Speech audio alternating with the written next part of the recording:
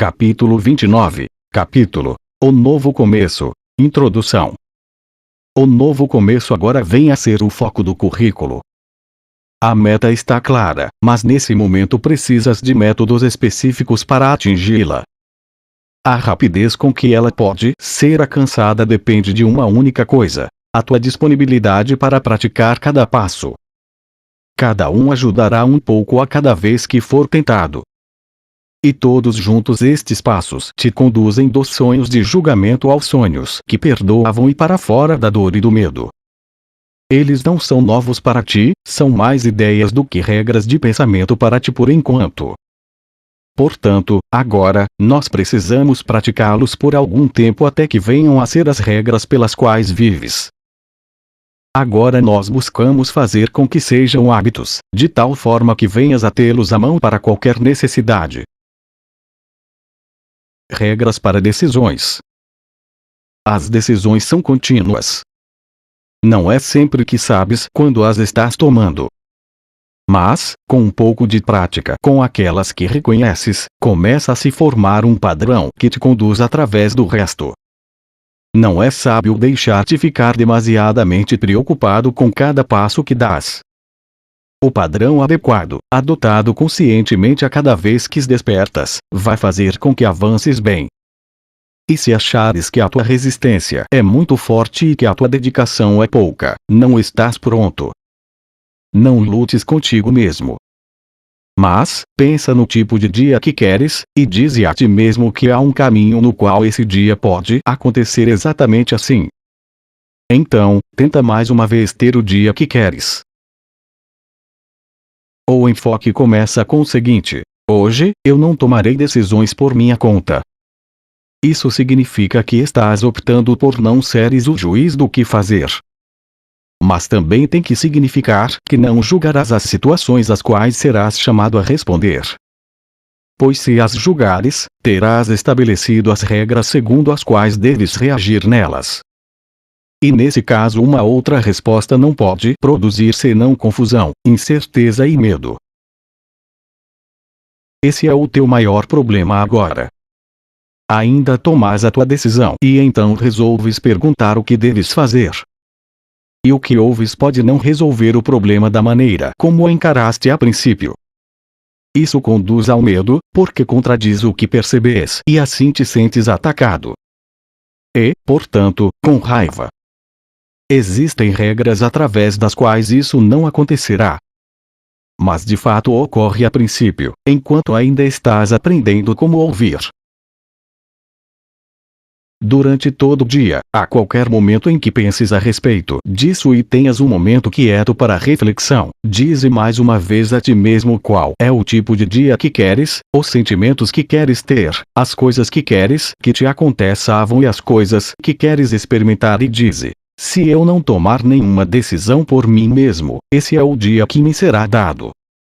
Estes dois procedimentos, bem praticados, servirão para permitir que sejas orientado sem medo, pois a oposição não surgirá em primeiro lugar e, portanto, não poderá vir a ser um problema em si mesma. Mas ainda assim existirão momentos nos quais já terás julgado.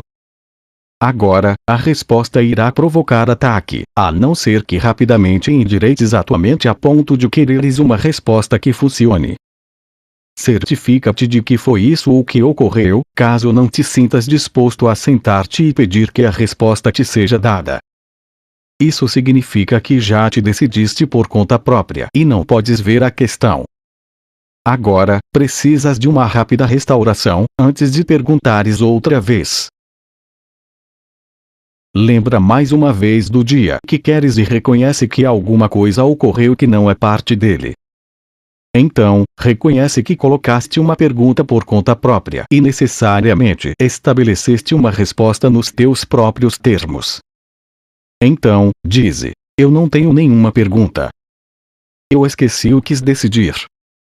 Isso anula os termos que estabeleceste e deixa que a resposta te mostre qual foi realmente a questão. Tenta observar essa regra sem demora, apesar da tua resistência a ela. Pois já ficaste com raiva. e o teu medo de receber uma resposta diferente do que a tua versão da pergunta pede crescerá em velocidade proporcional ao tempo, até que acredites que o dia que queres é aquele no qual consegues a tua resposta para a tua pergunta. E não a conseguirás, pois ela destruiria o dia por roubar-te aquilo que realmente queres.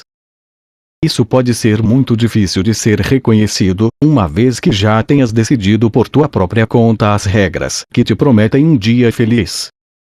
Entretanto, essa decisão ainda pode ser desfeita, por meio de métodos simples que podes aceitar. Se estás tão pouco disposto a receber que não podes sequer abrir mão da tua pergunta, podes começar a mudar a tua mente com isso. Pelo menos, eu posso decidir que não gosto do que sinto agora. Isso é óbvio, e prepara o caminho para o próximo passo que se torna fácil. Tendo decidido que não gostas do modo como te sentes, o que poderia ser mais fácil do que continuar com, e assim eu espero ter estado errado. Isso funciona contra o senso de resistência. E lembra-te que a ajuda não está sendo imposta a ti, mas é algo que queres e da qual necessitas porque não gostas da maneira como te sentes. Essa abertura diminuta será suficiente para permitir que vás adiante com apenas mais alguns poucos passos que precisas dar para que te permitas ser ajudado. Agora atingiste o momento da decisão, porque te ocorreu que sairás ganhando se o que decidiste não for assim. Até que esse ponto seja alcançado, acreditarás que a tua felicidade depende de estares certo. Mas esse tanto de razão já atingiste. Viste que estarias melhor caso estivesses errado. Esse diminuto grão de sabedoria bastará para levar-te adiante. Não és obrigado a nada, mas simplesmente esperas receber uma coisa que queres. E podes dizer com perfeita honestidade: quero um outro modo de olhar para isso. Agora mudaste a tua mente a respeito do dia e lembraste do que realmente queres. O propósito que ele tem não mais é obscurecido pela crença insana segundo a qual o queres com a meta de estares certo, quando estás errado. Assim, o fato de estares pronto para pedir é trazido à tua consciência, pois não podes estar em conflito quando pedes o que queres e vês que é isso que pedes. Esse passo final não é senão o reconhecimento da ausência de resistência para receberes ajuda. É a declaração de uma mente aberta, que ainda não está certa, mas está disposta a que lhe mostrei algo. Talvez haja um outro modo de olhar para isso. O que posso perder por perguntar? Assim podes agora colocar uma pergunta que faz sentido e assim a resposta também fará sentido. Tampouco lutarás contra ela, pois vês que és tu que serás ajudado por ela. É preciso ficar claro que é mais fácil ter um dia feliz se impedires completamente a entrada da infelicidade. Mas isso requer prática das regras que irão proteger-te da devastação do medo. Quando isso tiver sido conseguido, o triste sonho de julgamento terá sido para sempre desfeito. Mas, por enquanto, tens necessidade de praticar as regras do seu desfazer. Vamos, então, considerar mais uma vez a primeira das decisões que são aqui oferecidas. Nós dissemos que podes dar início a um dia feliz com a determinação de não tomares decisões por tua própria conta. Isso parece ser uma decisão real em si mesma. E, no entanto, não és capaz de tomar decisões por ti mesmo. A única questão realmente é: com que ajuda escolhes tomá-las? Isso é tudo na realidade. A primeira regra, então, não é a coerção, mas uma simples declaração de um simples fato. Não tomarás decisões por conta própria, seja o que for que venhas a decidir. Pois elas são tomadas com ídolos ou com Deus. E pedes ajuda ao anticristo ou ao Cristo, e aquele que escolheres unir-se a ti te dirá o que fazer. O teu dia não é ao acaso. Ele é determinado por aquilo com o qual escolhes vivê-lo e pelo modo que o amigo a quem procuraste para pedir conselhos percebe a tua felicidade. Tu sempre pedes conselho antes de te decidires por qualquer coisa que seja. Deixa que isso seja compreendido e verás que não pode existir coerção aqui, nem justificativas para a resistência para que possa ser livre. Não existe liberdade em relação ao que não pode deixar de ocorrer. E se pensas que existe, não podes deixar de estar errado. A segunda regra, do mesmo modo, não é senão um fato. Pois tu e o teu conselheiro têm que estar de acordo em relação ao que queres antes que possa ocorrer. É só esse acordo que permite que todas as coisas aconteçam. Nada pode ser causado sem alguma forma de união, seja um sonho de julgamento ou a voz por Deus. Decisões causam resultados porque não são tomadas em isolamento. Elas são tomadas por ti e pelo teu conselheiro, para ti mesmo e também para o mundo. Tu ofereces ao mundo o dia que queres, pois ele será aquilo que pediste e irá reforçar o domínio do teu conselheiro no mundo. Quem é o Senhor do mundo para ti hoje? Que tipo de dia decidirás ter? Basta que haja duas pessoas querendo ter felicidade nesse dia para prometê-la ao mundo inteiro.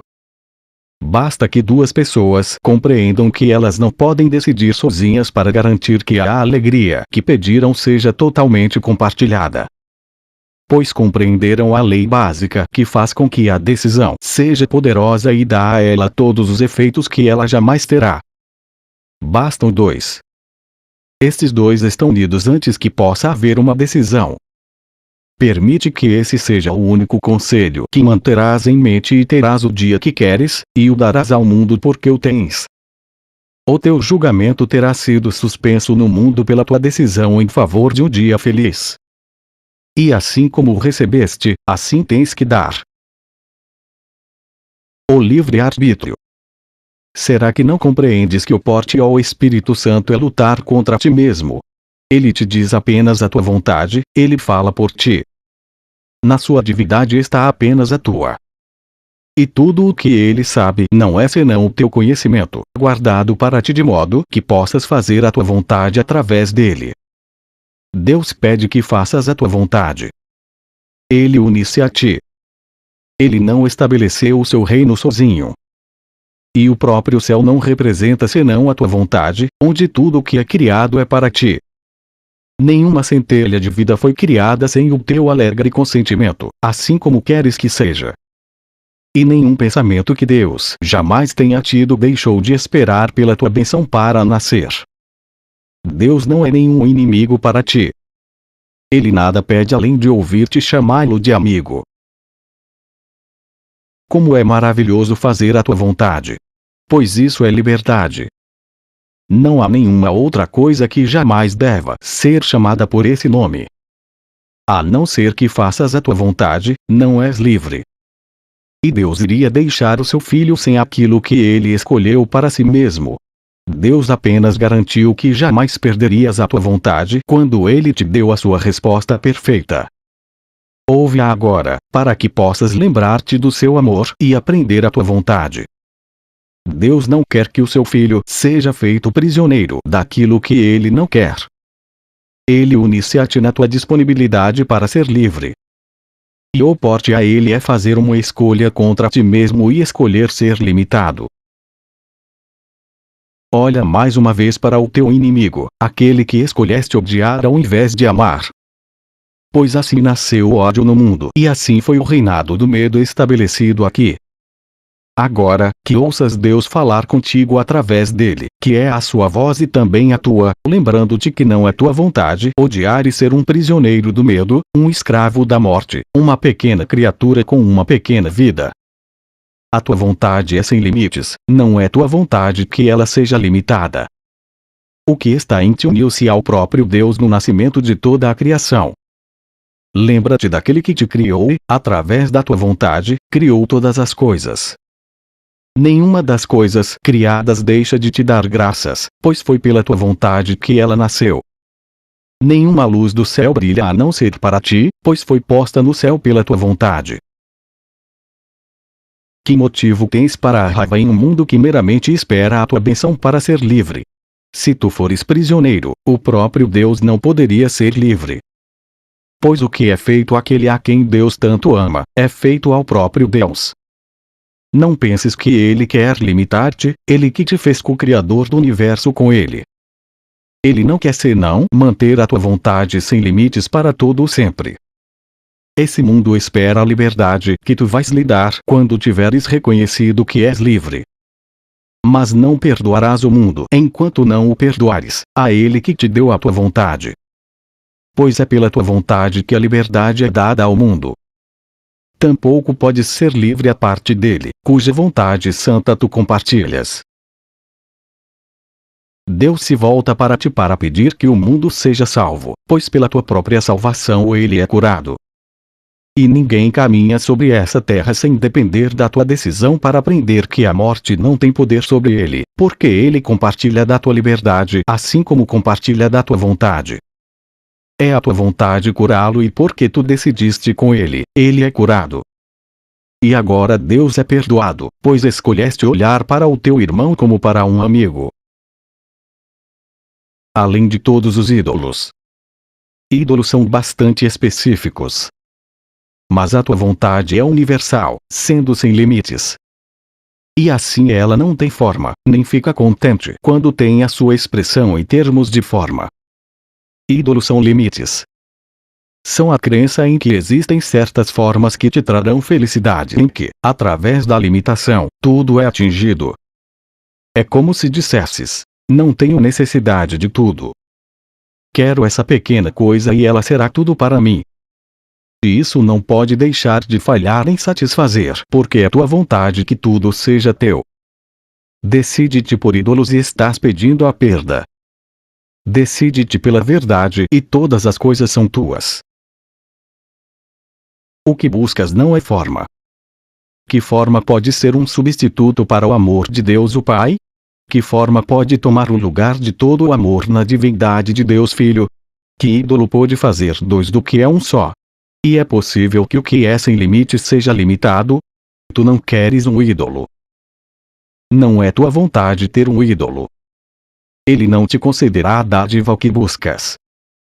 Quando te decides pela forma daquilo que queres, perdes a compreensão do seu propósito. Assim vês a tua vontade dentro do ídolo, reduzindo a uma forma específica. Entretanto, essa nunca poderia ser a tua vontade, porque o que compartilha de toda a criação não pode ficar contente com pequenas ideias e pequenas coisas. Por trás da busca de qualquer ídolo está o anseio pela completeza. A integridade não tem forma porque é ilimitada. Buscar uma pessoa especial ou uma coisa especial para somar-se a ti e de completar só pode significar que acreditas que alguma forma está faltando. E achando-a, atingirás a completeza em uma forma que gostas. Esse é o propósito de um ídolo. Que não olhes além dele para a origem da crença segundo a qual tu és incompleto. Só se tivesses pecado, é que isso poderia ser assim.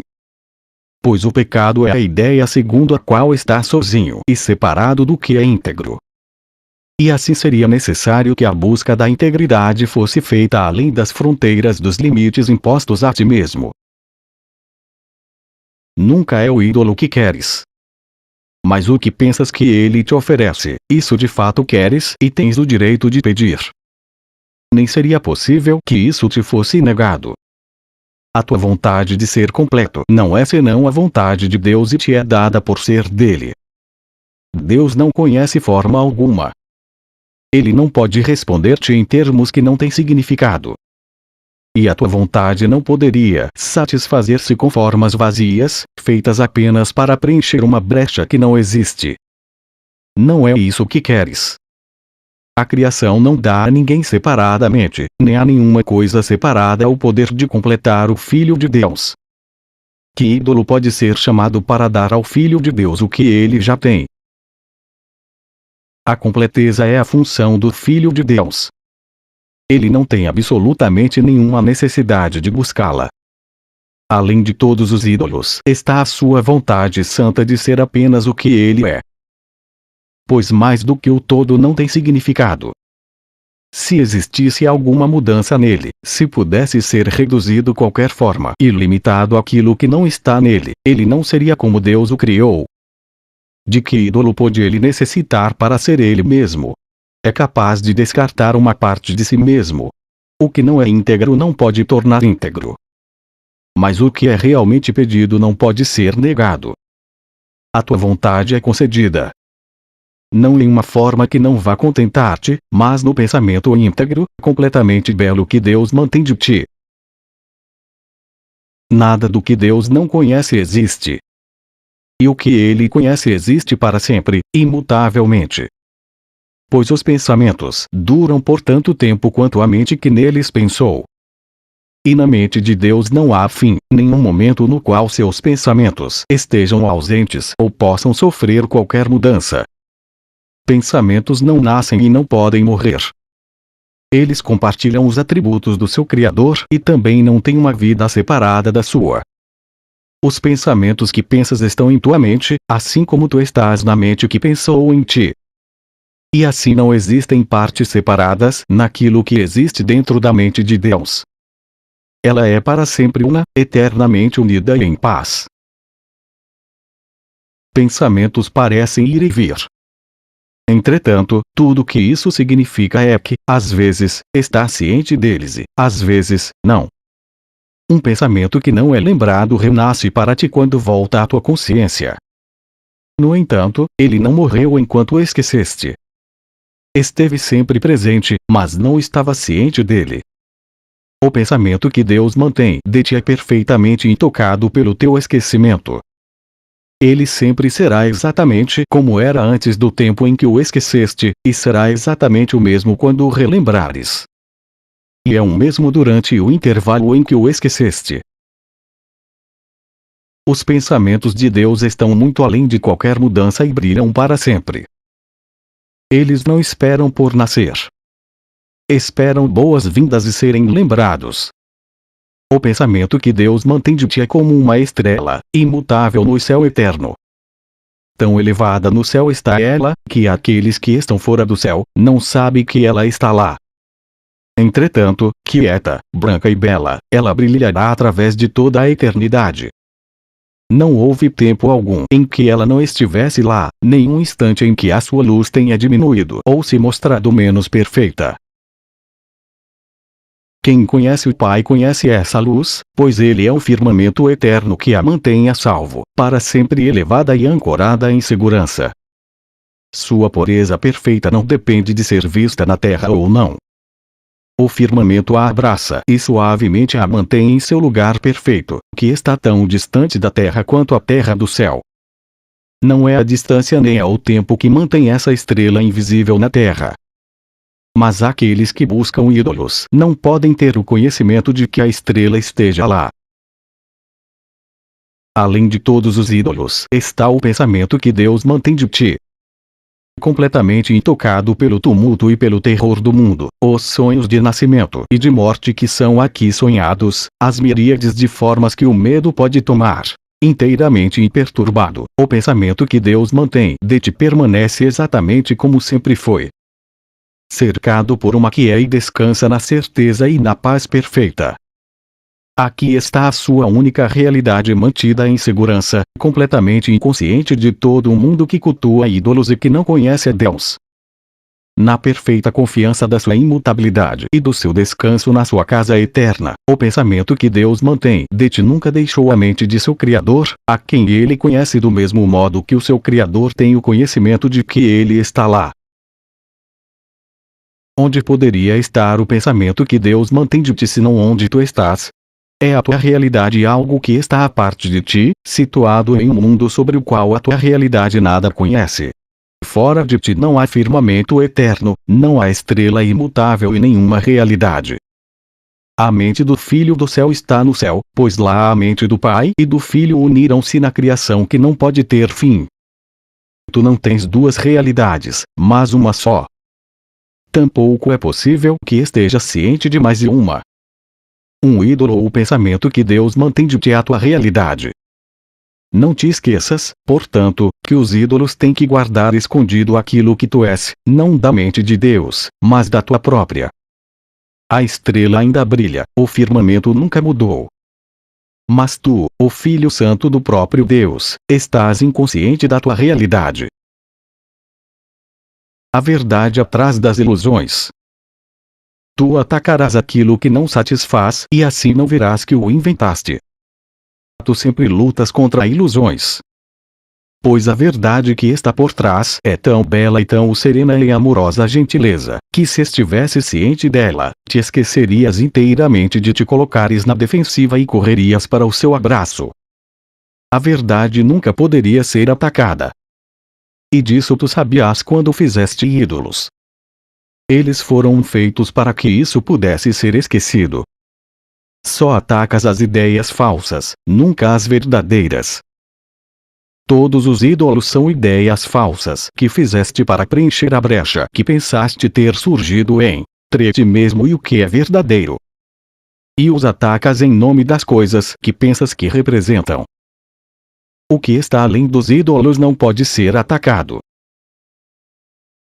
Os exaustivos e insatisfatórios deuses que fizeste são brinquedos inflados de criança.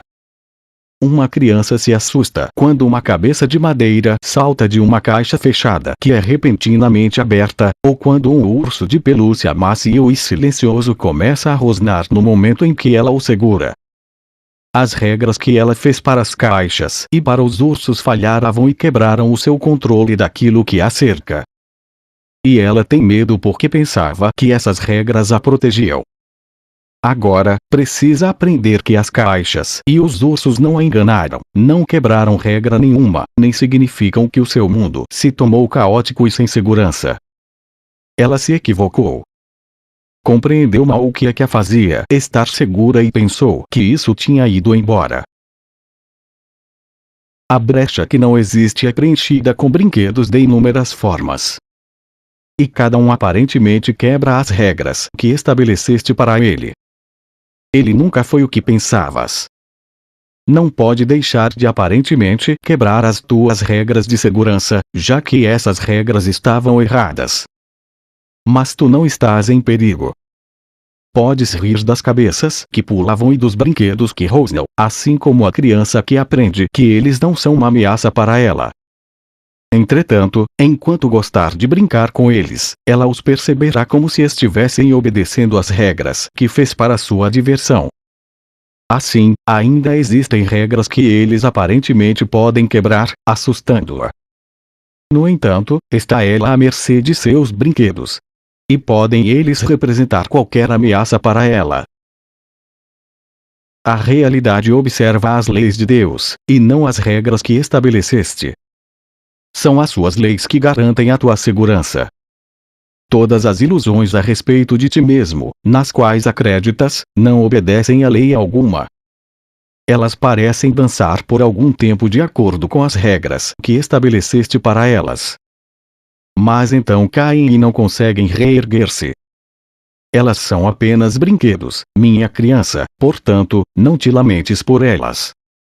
A sua dança nunca te trouxe alegria. Tampouco eram coisas para assustar-te, nem para te dar segurança caso obedecessem às tuas regras. Elas não devem ser estimadas nem atacadas, mas apenas contempladas como brinquedos de criança, sem qualquer significado próprio. Vê um significado nelas e verás todos. Não vejas nenhum e elas não te afetarão. As aparências enganam porque são aparências e não realidade. Não insistas nelas de forma alguma. Elas apenas obscurecem a realidade e trazem medo porque escondem a verdade. Não ataques aquilo que tu fizeste para te deixares ser enganado, pois desse modo provas que foste enganado. O ataque tem o poder de fazer com que as ilusões sejam reais. No entanto, o que ele faz não é nada. Quem poderia se amedrontar em virtude de um poder que não pode ter quaisquer efeitos reais? O que poderia ser além de uma ilusão, fazendo com que as coisas pareçam ser como ele próprio? O calmamente para os seus brinquedos e compreende que são ídolos que apenas dançam de acordo com desejos vãos. Não lhes diz o teu culto pois não existem. Entretanto, isso é igualmente esquecido no ataque. O Filho de Deus não necessita de defesa contra os seus sonhos. Os seus ídolos não o ameaçam em nada. O seu único equívoco é pensar que são reais. O que o poder de ilusões poderia fazer? As aparências só são capazes de enganar a mente que quer ser enganada.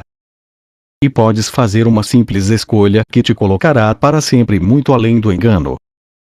Não precisas te preocupar com a forma como isso será feito, pois isso não podes compreender. Mas compreenderás que poderosas mudanças foram rapidamente introduzidas quando decidires uma única coisa muito simples. Tu não queres coisa alguma que acredites que um ídolo possa dar. Pois assim o Filho de Deus declara que está livre de ídolos. E, assim, ele é livre. A salvação é, de fato, um paradoxo. O que poderia ser exceto um sonho feliz? Ela apenas te pede que perdoes todas as coisas que ninguém jamais fez, que não vejas o que não existe e que não olhes para o irreal como se fosse realidade. Apenas te é pedido que deixes que seja feita a tua vontade e não mais busques coisas que não queres. E te é pedido que te deixes libertar de todos os sonhos daquilo que nunca foste e não busques mais substituir a vontade de Deus pela força de desejos vãos. Aqui o sonho da separação começa a murchar e desaparecer. Pois aqui a brecha que não existe começa a ser percebida sem os brinquedos de terror que tu fizeste. Não mais do que isso é pedido. Fica contente, de fato, porque a salvação pede tão pouco, não tanto. Ela nada pede na realidade. E mesmo em ilusões, ela apenas pede que o perdão seja o substituto do medo. Tal é a única regra para os sonhos felizes.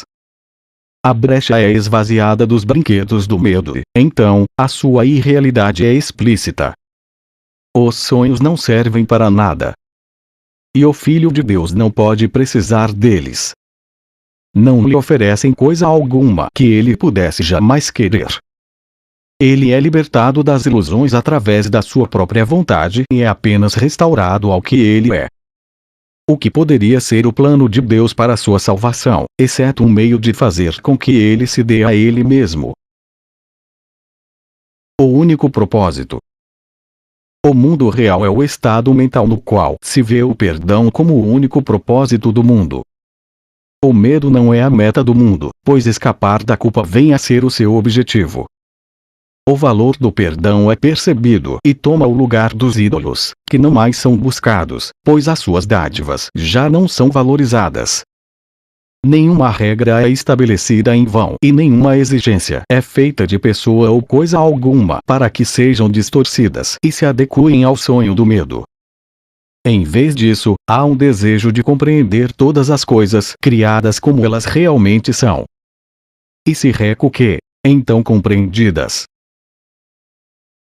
Aqui se pensa que a compreensão é adquirida através do ataque. Lá, fica claro que através do ataque se perde a compreensão. A loucura de perseguir a culpa como meta é enraizada sob qualquer forma. Ninguém é tentado pelo seu apelo vão, pois o sofrimento e a morte foram percebidos como coisas que não se quer e pelas quais não vale a pena ninguém se esforçar.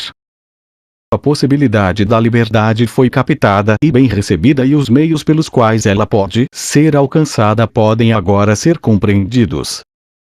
O mundo vem a ser um lugar de esperança, porque o seu único propósito é ser um lugar onde a esperança da felicidade pode ser realizada.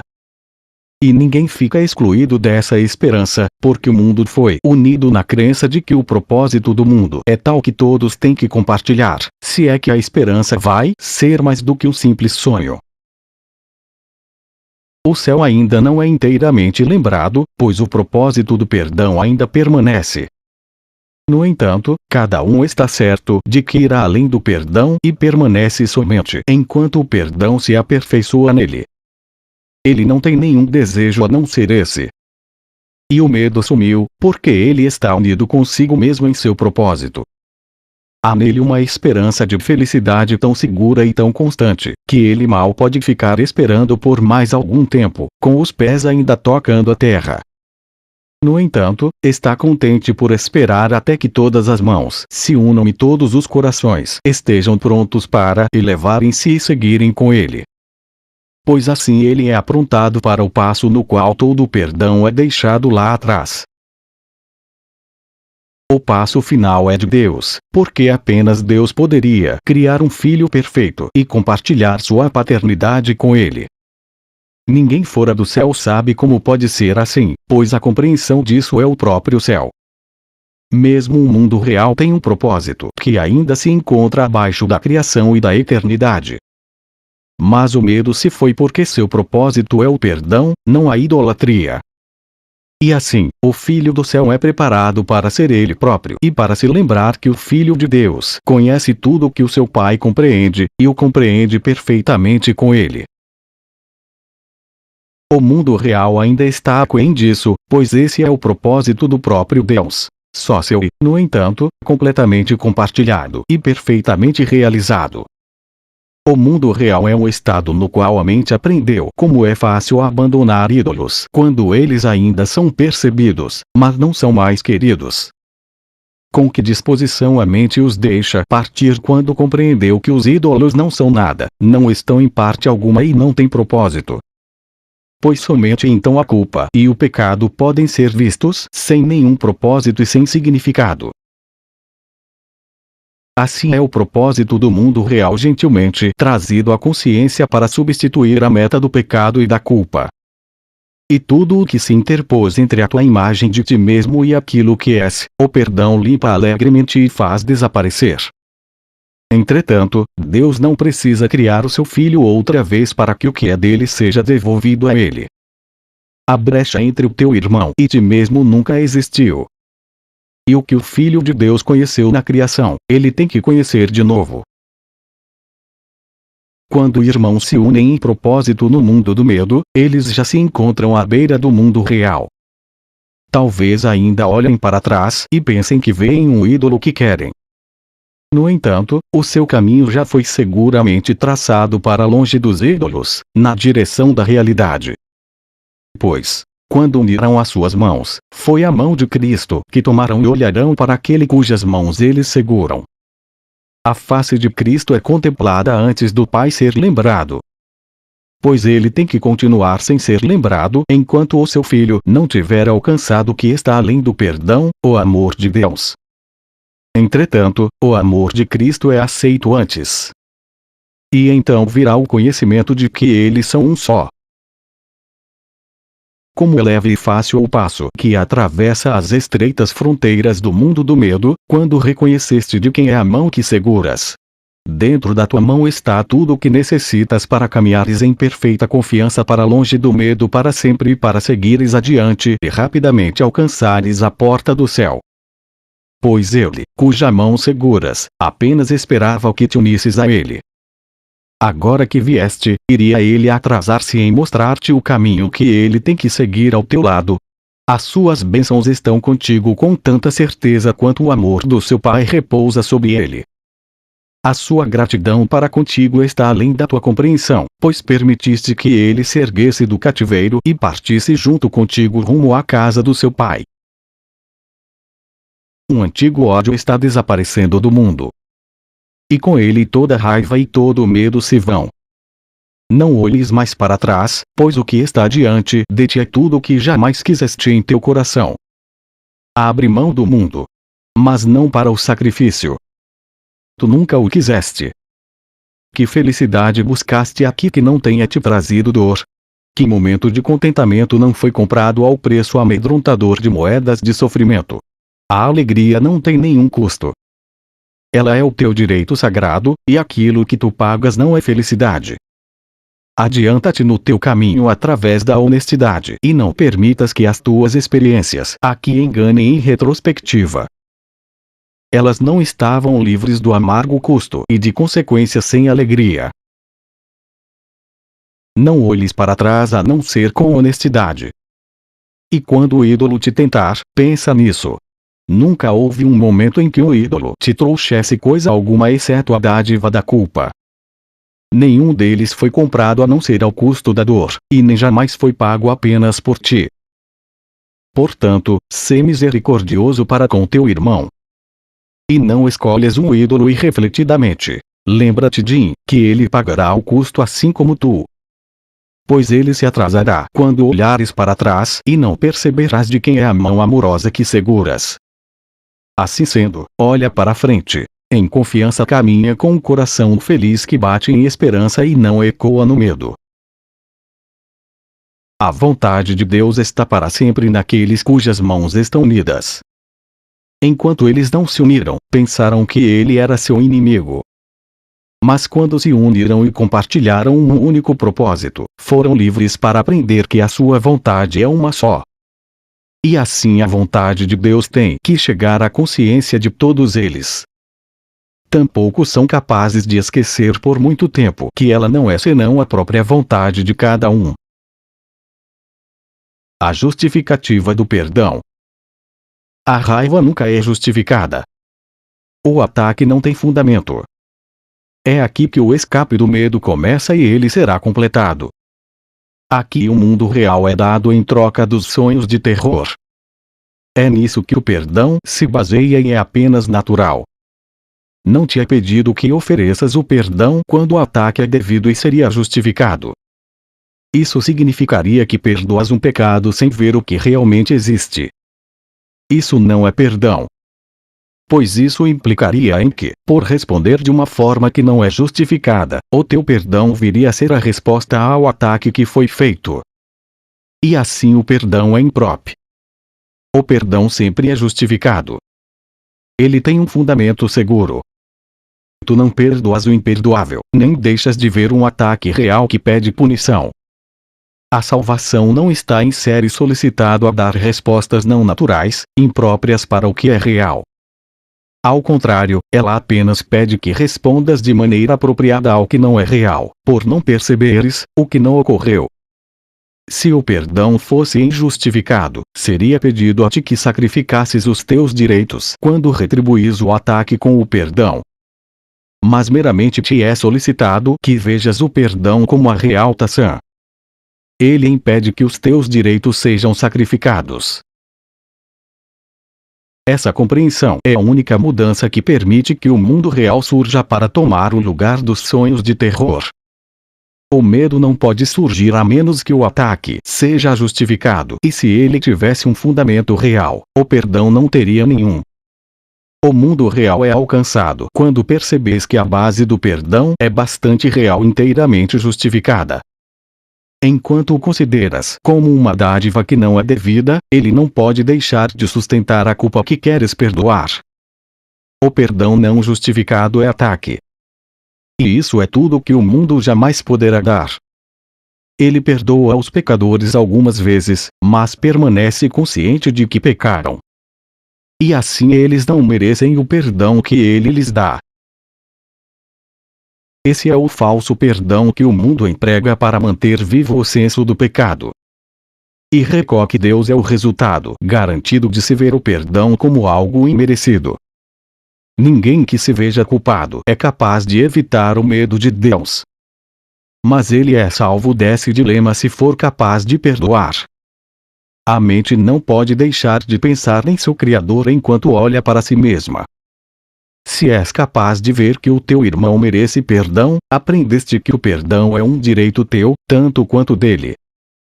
Tampouco irás pensar que Deus pretende fazer para ti um julgamento amedrontador que o teu irmão não mereça. Pois a verdade é que não podes merecer nem mais nem menos do que ele. O perdão reconhecido como merecido curará. Ele dá ao milagre a sua força para não ver ilusões. É desse modo que aprendes que tu também tens que estar perdoado. Não pode haver nenhuma aparência que não possa deixar de ser vista. Pois se houvesse, seria necessário, em primeiro lugar, que houvesse algum pecado que estivesse além do perdão. Nesse caso haveria um erro que seria mais do que um equívoco, uma forma especial de erro que permaneceria imutável, eterna e além de toda correção ou escapatória. Aí haveria um equívoco com o poder de desfazer a criação e fazer o mundo que pudesse substituí-la e destruir a vontade de Deus.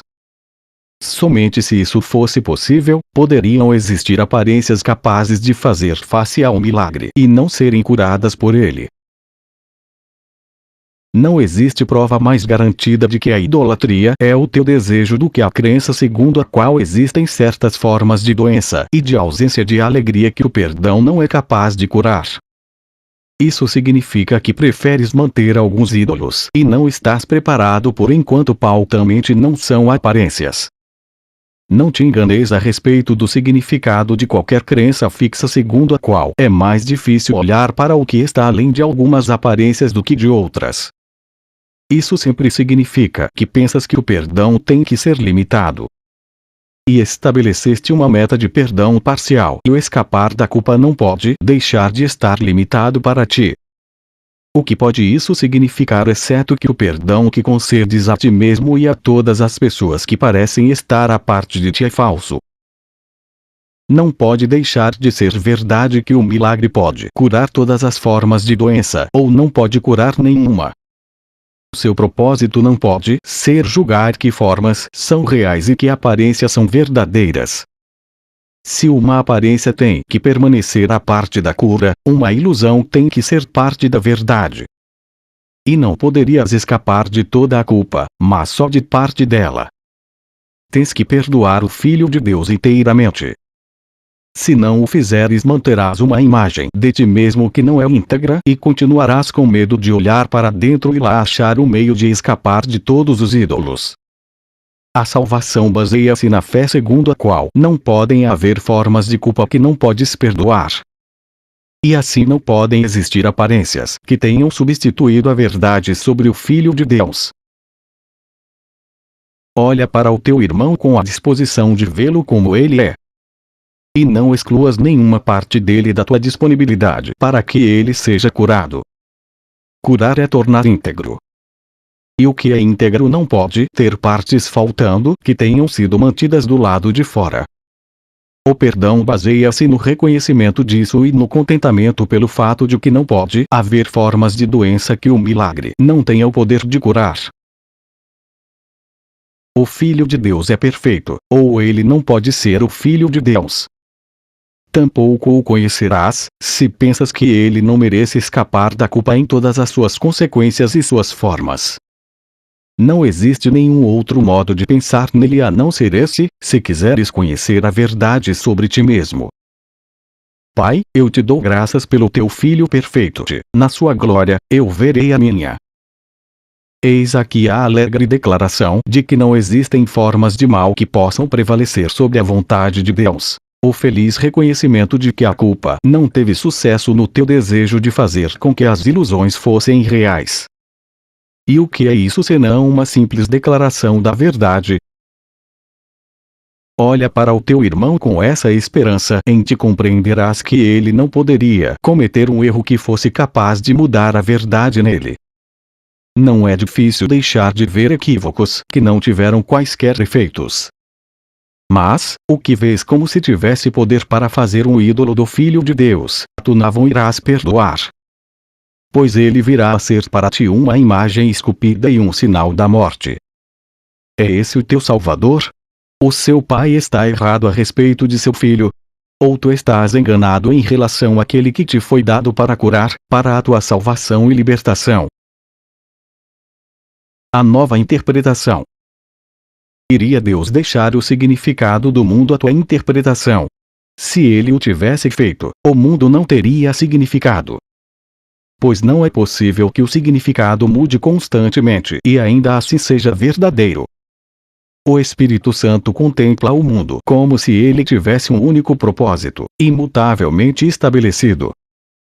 E nenhuma situação pode afetar o objetivo do mundo, mas, ao contrário, tem que estar de acordo com ele.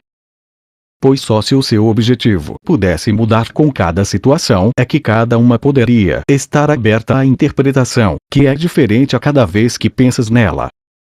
Acrescentas um elemento ao roteiro que escreves a cada minuto do dia, e tudo o que acontece agora significa alguma outra coisa. Tiras um outro elemento e todo o significado se altera de acordo com isso. O que refletem os teus roteiros, exceto os teus planos para o que deveria ser o dia. E assim julgas o desastre e o sucesso, o avanço e o retrocesso, o ganho e a perda. Esses julgamentos são todos feitos de acordo com os papéis que o roteiro atribui. O fato de que eles não têm significado em si mesmos é demonstrado pela facilidade com que esses rótulos mudam em função de outros julgamentos, feitos com base em diferentes aspectos da experiência. E assim, ao olhares para trás, pensas que vês um outro significado naquilo que antes se passou. O que é que realmente fizeste, exceto mostrar que ali não havia nenhum significado? Mas tu atribuis significado à luz de metas que mudam, e os significados se alteram à medida que elas mudam. Só um propósito constante é capaz de dotar os eventos com um significado estável. Mas ele tem que dar um só significado a todos eles. Se significados diferentes lhe são dados, isso nem tem. Isso pode ser significativo. É possível que a significação do significado seja confusão. A percepção não pode estar em um fluxo constante e permitir estabilidade de significado aonde quer que esteja. O medo é um julgamento que nunca é justificado. A sua presença não tem significa um medo. Mas não porque o que temes tenha um significado amedrontador em si mesmo. Um propósito comum é o único meio pelo qual a percepção pode ser estabilizada e uma só interpretação dada ao mundo e a todas as experiências aqui. Nesse propósito compartilhado, um só julgamento é compartilhado por todas as pessoas e coisas que vês. Tu não tens que julgar, pois aprendeste que foi dado um só significado a todas as coisas e estás contente de vê-lo em toda a parte. Ele não pode mudar porque tu perceberias em toda a parte, imutável pelas circunstâncias. E assim o ofereces a todos os eventos e permites que eles te ofereçam estabilidade. Escapar do julgamento está simplesmente nisso. Todas as coisas têm apenas um propósito, que tu compartilhas com todo o mundo. E nada no mundo pode se opor a ele, pois ele pertence a tudo, assim como pertence a ti. No propósito único está o fim de todas as ideias de sacrifício, que tem que assumir um propósito diferente para aquele que ganha e para aquele que perde. Não poderia haver nenhum pensamento de sacrifício a parte dessa ideia. E é a ideia de metas diferentes que faz com que a percepção se altere e o significado mude. Em uma meta unificada isso vem a ser impossível, pois o teu acordo faz a interpretação se estabilizar e durar. Como pode a comunicação realmente ser estabelecida enquanto os símbolos que são usados significam coisas diferentes? A meta do Espírito Santo dá uma única interpretação significativa para ti e para o teu irmão. Assim, podes te comunicar com ele e ele contigo. Em símbolos que ambos podem compreender, o sacrifício do significado é desfeito. Todo sacrifício acarreta a perda, dada a tua capacidade de ver as relações entre os eventos. E quando se olha para eles separadamente, eles não têm significado. Pois não existe nenhuma luz pela qual possam ser vistos e compreendidos. Eles não têm propósito. E aquilo para que servem não pode ser visto. Em qualquer pensamento de perda não há significado. Ninguém concordou contigo quanto ao que ele significa. Ele faz parte de um roteiro distorcido, que não pode ser interpretado significativamente. Tem que ser para sempre ininteligível.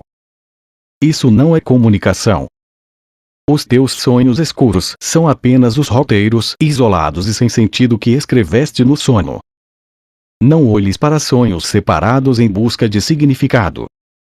Só sonhos que perdoam podem ser compartilhados. Eles significam o mesmo para ti e para o teu irmão. Não interpretes em função da solidão, pois o que vês nada significa. Aquilo que representa vai se alterar e tu vais acreditar que o mundo é um lugar incerto, no qual caminhas no perigo e na incerteza. São apenas as tuas interpretações, às quais falta estabilidade, pois elas não estão alinhadas com o que tu realmente és. Esse é um estado tão inseguro, aparentemente, que o medo tem que surgir. Não continues assim, meu irmão. Nós temos um intérprete.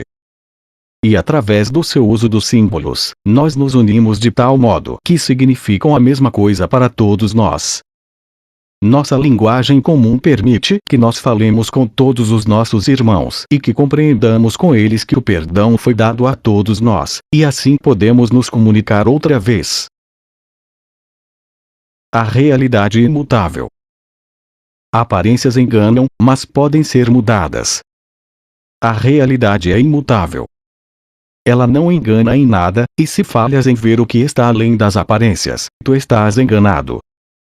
Pois todas as coisas que vês mudarão e apesar disso pensaste que eram reais antes e agora pensas que são reais mais uma vez. A realidade é assim reduzida à forma e é capaz de mudar. A realidade é imutável. É isso o que faz com que ela seja real e a mantém separada de todas as aparências. Ela tem que transcender todas as formas para ser ela própria. Ela não pode mudar. O milagre é um meio de demonstrar que todas as aparências podem mudar porque elas são aparências e não podem ter a imutabilidade a que a realidade está vinculada. O milagre atesta a salvação das aparências, demonstrando que elas podem mudar. O teu irmão tem em si mesmo uma imutabilidade que está além de ambos, aparência e engano. Ela é obscurecida por pontos de vista mutantes que percebes em relação a ele como se fossem a sua realidade. O sonho feliz a seu respeito toma a forma da aparência da sua saúde perfeita, da sua liberdade perfeita em relação a todas as formas de carência, da sua segurança contra desastres de todos os tipos. O milagre é uma prova de que ele não está limitado pela perda nem pelo sofrimento sob qualquer forma, porque isso pode ser tão facilmente mudado. Isso demonstra que essas coisas nunca foram reais e não poderiam ter brotado da sua realidade. Essa é imutável e não tem efeitos que qualquer coisa no céu ou na terra seja jamais capaz de alterar. Mas as aparências se revelam irreais porque mudam. O que é a tentação senão um desejo de fazer com que as ilusões sejam reais? Não parece ser o desejo de que nenhuma realidade seja real. Entretanto, é uma afirmação segundo a qual algumas formas que tomam os ídolos têm um apelo poderoso que faz com que seja mais difícil resistir a elas do que àquelas outras que não queres que tenham realidade. A tentação, então, nada mais é do que isso. Uma oração para que o milagre não toque em alguns sonhos, mas mantenha a sua irrealidade obscura e, ao contrário, lhes dê realidade. E o céu não dá nenhuma resposta à oração, tampouco pode te ser dado um milagre para curar as aparências do que não gostas. Tu estabeleceste limites. O que pedes te é dado, mas não vem de Deus, que não conhece limites. Tu limitaste a ti mesmo. A realidade é imutável. Os milagres apenas mostram que o que interpuseste entre a realidade e a tua consciência é irreal e não interfere absolutamente. O custo da crença segundo a qual tem que haver algumas aparências que estão além da esperança de serem mudadas é que o milagre não pode vir de ti de maneira consistente. Pois pediste que fosse retirado do milagre o poder de curar todos os sonhos. Não há nenhum milagre que não possas ter quando desejas a cura. Mas não há nenhum milagre que possa te ser dado, a não ser que a queiras. Escolhe o que queres curar e não terá sido dada a ele, que dá todos os milagres, a liberdade para conceder as suas dádivas ao Filho de Deus. Quando ele é tentado, ele nega a realidade. E vem a ser o escravo voluntário daquilo que escolheu em seu lugar. Porque a realidade é imutável, já existe lá um milagre para curar todas as coisas que mudam e oferecê-las a ti para serem vistas de uma forma feliz, isenta de medo. Será dado a te olhar para o teu irmão deste modo. Mas não enquanto quiseres que, em alguns aspectos, seja de outro modo. Pois isso apenas significa que não queres vê-lo curado e íntegro. O Cristo nele é perfeito. É para isso que queres olhar. Então, não permitas que existam sonhos sobre ele que prefiras ver em lugar deste. E verás o Cristo nele porque permites que ele venha a ti. E quando ele tiver aparecido a ti, estarás certo de que tu és como ele, pois ele é o imutável no teu irmão e em ti. É isso o que vais contemplar quando decidires que não há nenhuma aparência que queiras manter no lugar do que o teu irmão realmente é. Não permitas que nenhuma tentação te faça preferir um sonho e deixar que a incerteza entre aqui. Não te faças ficar culpado e temeroso quando fores tentado por um sonho do que ele é. Mas não diz a esse sonho o poder de substituir o imutável nele no teu modo de vê-lo. Não há nenhuma falsa aparência que não se apague, se em vez dela requisitares um milagre. Não há nenhuma dor da qual ele não esteja livre, se tu quiseres que ele seja apenas o que é. Porque deverias ter medo de ver o Cristo nele. Tu apenas contemplas a ti mesmo no que vês. Na medida em que ele é curado, tu és libertado da culpa, pois a sua aparência é a tua própria para ti.